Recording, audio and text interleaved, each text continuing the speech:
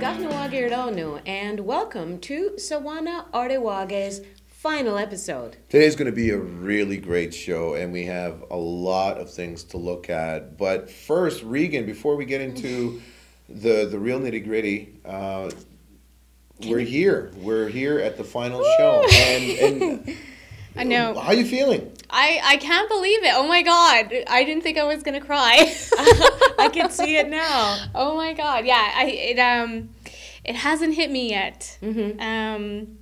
It's not a tearful crying, like I don't Sad, feel sad? like sad. Yeah. I just feel like wow, like I didn't, when you start something you don't think that you're oh my God, I'm sorry. You don't think that you're going to ever say goodbye. I don't know. It's kind of sad. Mm-hmm. But it is. It's kind of sad, and it's been a really, really interesting road.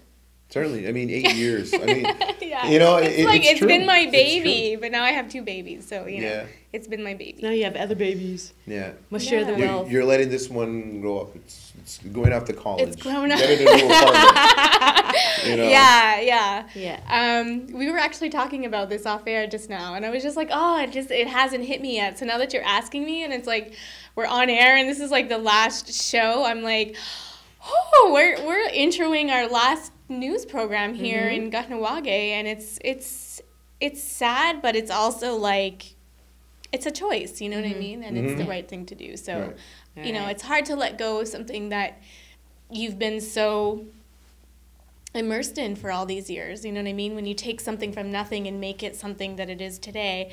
And I think what's hard is that all these people have been coming up to all of us, and especially me, and just saying like, God, I'm going to miss you. And like you really feel so validated in the work that you've done. It's hard. It's definitely hard. So, but the show must go on. Yes. Yeah.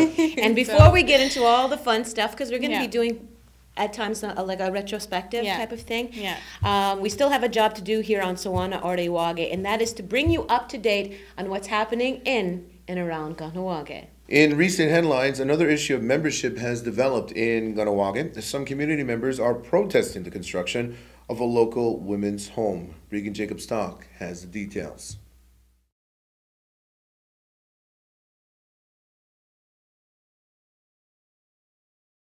Building your first home can be a stressful and exciting time for many.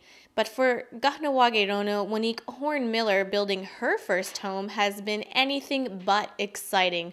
More so, the construction of her home has been met with much resistance by some community members.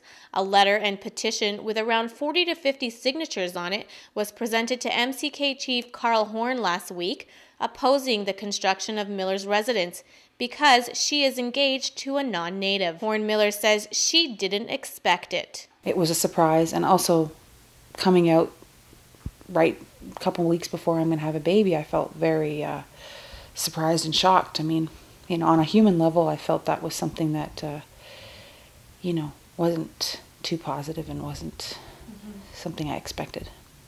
Horn-Miller also says she feels that some people are misinformed about her current situation. The fact that I'm married, I'm not married in any country around the world. I mean, I've heard rumors that I've been married in China and Vietnam and the Caribbean and, different places. And I'm like, wow, I wish I could afford that many weddings. But I've never been married. I'm not married. And my significant other is not even living here. He's not going to live here, if ever, for a very long time, if ever, So, I'm not breaking any rules. I'm not breaking any laws. Yet some community members do feel that Horn-Miller is breaking the law. In fact, a future neighbor, Trina DeLille, is one of the individuals who helped with the petition because she feels Miller doesn't have the right to reside here. A lot of the neighbors were upset because they know there's a law in place that no non-natives should be living in the territory. It was decided by the people of Gahnawage, and they wanted to do something. So there was a few people that wanted to write a letter. They didn't know how to go about writing the letter, and they asked if I could help, and I said sure. And it started out just as the neighbors but in Kahnawake, word spreads fast. And people started stopping me on the road saying, hey, I heard what you're doing. Can I sign that letter? The letter was written. Some of the information on the letter was what the person that's building the house, the male, told us. And basically we just said that it's all about respect. In Kahnawake, you respect the laws that are put in place, and it was by the people.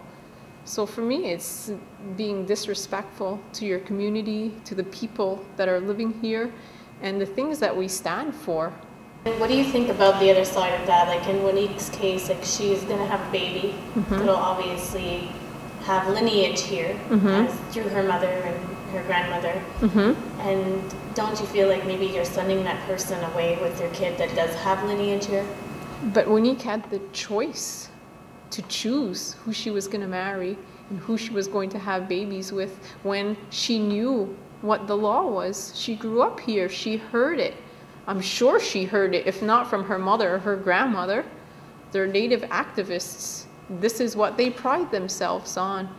Horn-Miller says she doesn't agree with the law. I feel that laws, like anything else in society, need to evolve with time and evolve with as society evolves. I was also very fortunate to be brought up with a lot of the traditional teachings, and I know those as well. And I don't feel that this membership law reflects our traditions and who we are as Ngwahungwe people, you know, and how we treat each other. I think that it is hard to work out these situations, as I'm sure it was hundreds of years ago amongst ourselves. But I think, and I feel strongly that we're going to be able to come to a point where we can all agree on a path we want to go down together that is positive and community building and inclusive, not exclusive. According to Mohawk Council of Kahnawake Grand Chief Mike DeLille, he says Horn-Miller has the right to build her home. No law has been broken at this point in time. We're monitoring the situation. We're hoping that people allow us to do the necessary work and not take matters into their own hands. And hopefully we'll be able to resolve this in the course of several months. It's not going to take a day or so, but we're hoping that personal issues aside get resolved and council is able to deal with it. But DeLille disagrees and says eventually it will be the same old story. What's not good is that she's going to build a house and it seems like she's a single parent and she's here and he's going to be gone for 2 years, and that people are going to forget, and then in 2 or 3 years he's going to come back and then it's going to be okay, and then the other end of it is now we have a baby, you're breaking up a family, you're trying to do all these things, but we're not, because before Monique started going out with Keith, before she decided to get pregnant, she knew what the law was. That if you're going to marry non-native, if you're going to have children with non-native, you can't live in the territory of Kahnawake, and that hasn't changed, and it should be the same across the board for everybody, whether you're a role model or not a role model. I mean, we have lawyers, we have doctors, we have teachers, we have social workers, we have all kind of people that work in the community, and their goal is to help the community. And that was one of the things that Monique put, that he wants to be a doctor so he could come back and help the community. All these people work in the community. They want to help us. They want to help the kids, but they don't want to live here, and they don't want to benefit from anything that we have here. They want to come in every day, do their job, get their paycheck at the end of the week, and go home, be with their own culture where they belong.